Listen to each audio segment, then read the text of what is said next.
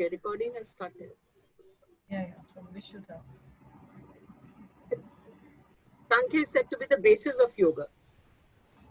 While one technique in Samkhya is awareness, and awareness and awareness. And if it has to speak of another technique, it says awareness, bhoga and apvarga. We are unable to access our mind directly for awareness, how to make yourself aware when mind keeps going in so many different directions. Yoga comes to your aid. You have taken to be an understudy for Samkhya. And so far it has never happened. But just in case, someday when you have to take the class, would you just do this skit and over with? No. Consider yourself into that space. That at least one or two of you together, three of you together as a group, you are to conduct the 1 hour class. If you do not have the basis and understanding of yoga technology at the back of your mind, you will not do justice in communicating the concepts of Samkhya. What is important while communicating Samkhya concept, at least at the Yoga Institute and the way we have been doing it, learning it, is to see its practicality. Otherwise, it can go haywire, very idealistic and impossible to achieve.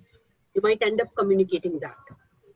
So my first thing for you people as understudy would be to, for yourself, you don't have to tell this to the students. In a subtle way, when I was taking face-to-face classes, I used to do it. I don't know how many of you remember that I would generally start a class with one small technique. I would make the class practice that, and it would seem that it was for that moment because they were in whatever state and to get them out of that. But it was always related, which they realized only, you would realize only later on in the class, that how it was connected to the concept that we were speaking of in the Karika. So nowhere is it stated, I had an idea, but I would never be absolutely clear the way I was able to communicate in the class. In fact, I would hear myself making that connection. It was like that. But how would it come to me? Simply because the focus is there, that awareness was there. So if you also maintain that awareness at all times, you have studied sutras, you have studied the various techniques of yoga, various asana, pranayam, kriyas, or whatever that you have learned and you have been doing. Bear them in mind. They should be available to you in your head when you are studying the Karika. Things will connect for you. When you are doing that as a routine, say you are doing certain kriyas as a routine, or you're doing certain asanas as a routine, or pranayam, or whatever other techniques, meditation, or I don't know what all you must be doing. Recall what from the Karika are you able to connect with this? What is it that makes sense to you? Because these are such generic and vast things that in the specific, it will have its own special tinge of your own personality. So you will gradually be able to come to a point where you can see that, yes, how Samkhya and Yoga are inseparable. There is a chapter on Samkhya even in Bhagavad Gita. There, though, it is very clearly stated that if anybody thinks of Samkhya and Yoga as separate, is ignorant, is fool. Yeah, because the theory and the practical And hand in hand. are really not supposed to be separated. They are one. You can't do yoga without Samkhya and you can't do Samkhya without yoga. So it is sad we come across so many yoga teachers today who has not even heard of Samkhya. And those who know, they actually treat the two separate. They say, no, this is philosophy and this is practical. That means they don't really know either of them then. So know that clearly. So today, I had talked of this right in the beginning when you all started as an understudy, but never had any time to further follow it. And I was looking forward to doing it last week. Thanks to you all. We didn't do it, but thanks to you all, we are doing it today. Everything has its own time, and at such auspicious moment, we are beginning this. Probably it was meant to be done at this moment. So congratulations to all of us that we embark on this journey in this manner. So whenever you are studying sutras, do not lose sight of the concepts in Samkhya. And whenever we are doing the karikas, bear in mind the sutras. Of course, in the class, because the students would get confused if they hear from a Samkhya teacher things about sutras, unless and until it is embedded in it.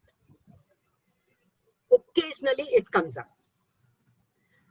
There are ample opportunities where I would want to talk about some yoga technique and some sutras. But looking at the nature of the course, I hold back. Because there are any number of teachers talking about that. And when they are talking, they can't but refer to Samkhya. Yes?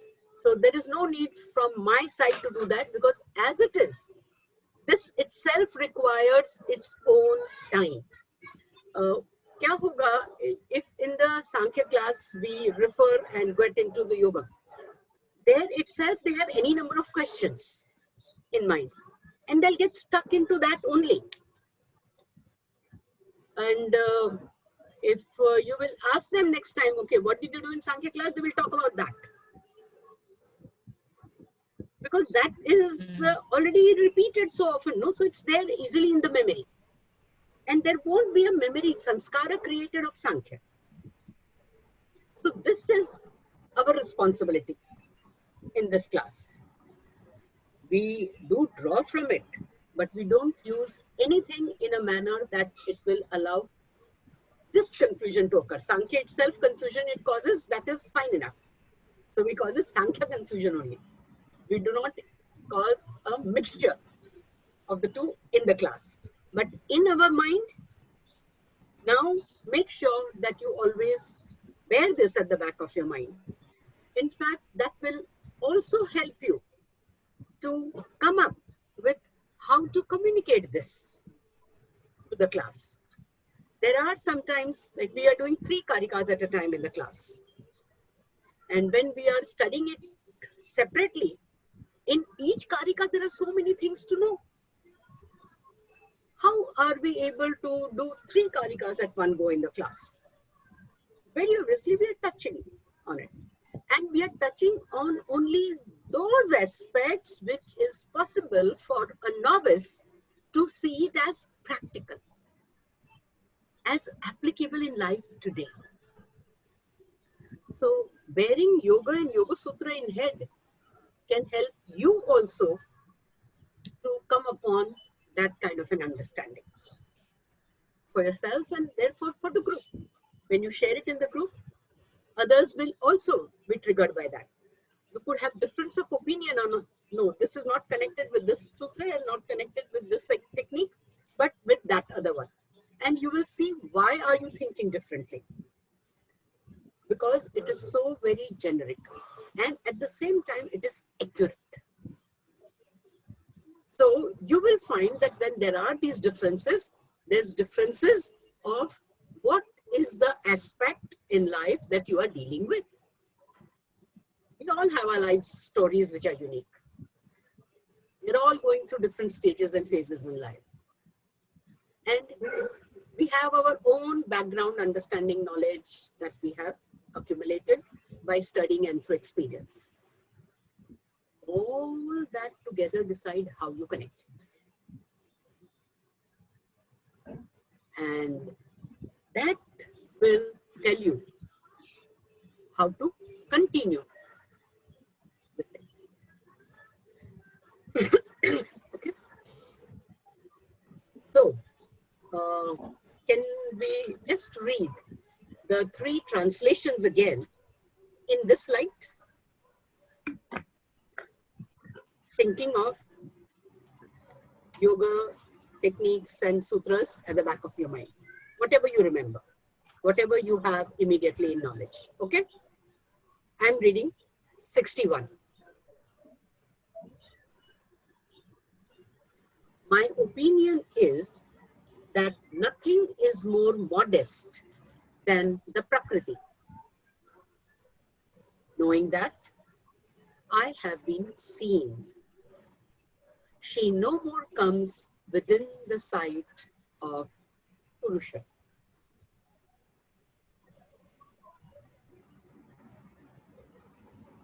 (62)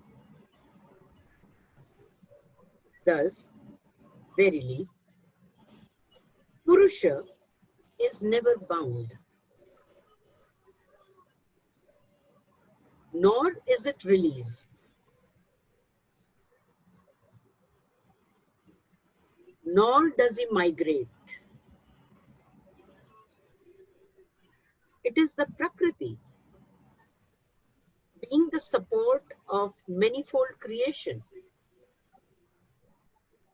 that migrates, is bound, and is released.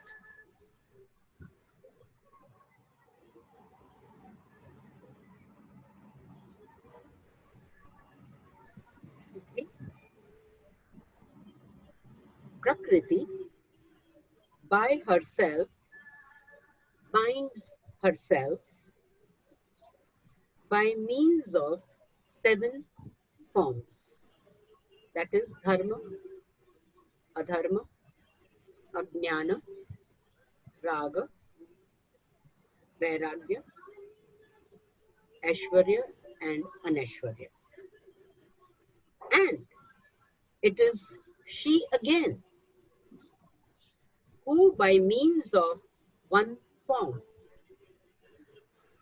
releases herself for the benefit of the spirit.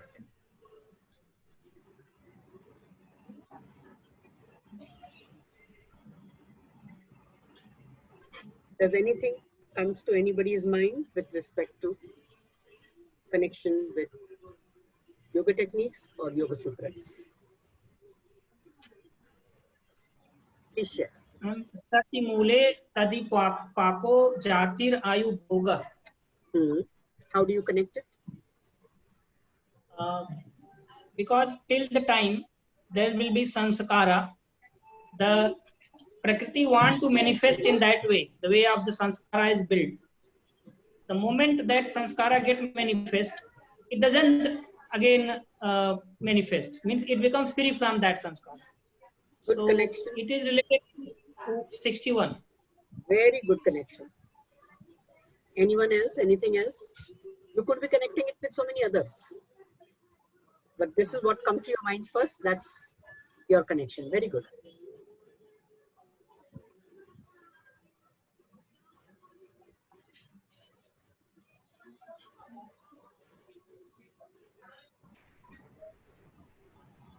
Ma'am, it's not from the sutras directly. I'm not so much aware of the sutras, but just that Prakriti, like all of us in life, basically keep playing all these roles without getting the true knowledge. And once we get that, then we are able to take controls of our life in a better state. So that when they talks about the 8 dispositions, so it's the Jnana Bhava, one that comes up, then you are able to maintain your focus and focus only on the good things, and sort, get sorted for life then after that. That's what it is.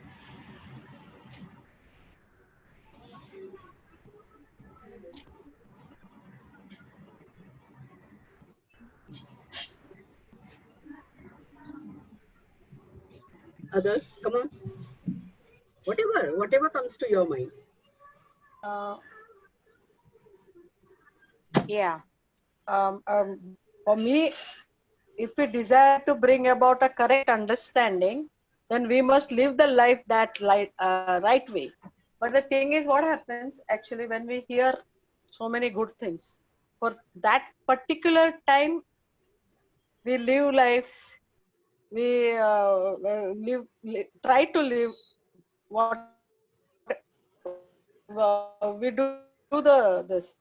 But the thing is, when the situation again when arises, if the sanskara is diminished, then we may not respond in the same way how we used to respond.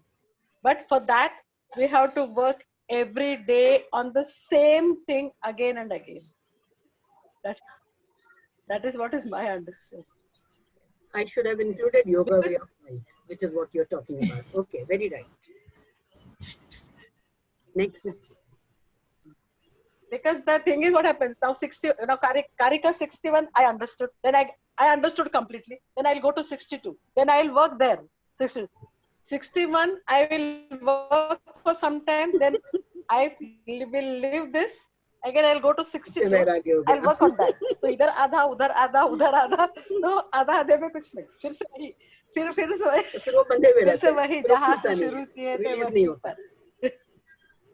ऐसा. Good, good. Actually. तो एक छोटी चीज पे भी अगर सही मायने में काम करो, एक ही चीज पे, ऐसे नहीं कि 10 चीज पे, one small work, like anything, like अहिंसा बोलो, सत्य बोलो, या यमन यमस, कोई भी एक चीज पे भी उसी के पीछे लगो तो सब आ जाएगा. एक तत्व अभ्यास. एक तत्व अभ्यास, ये भी लिखा है मैम कई सूत्र में.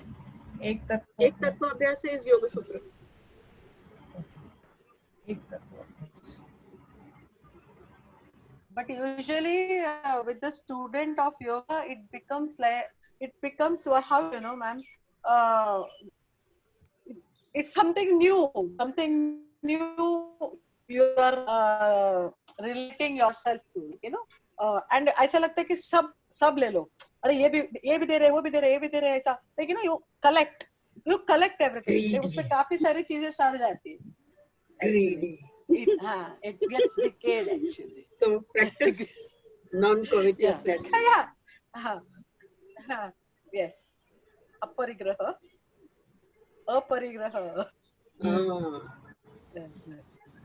Once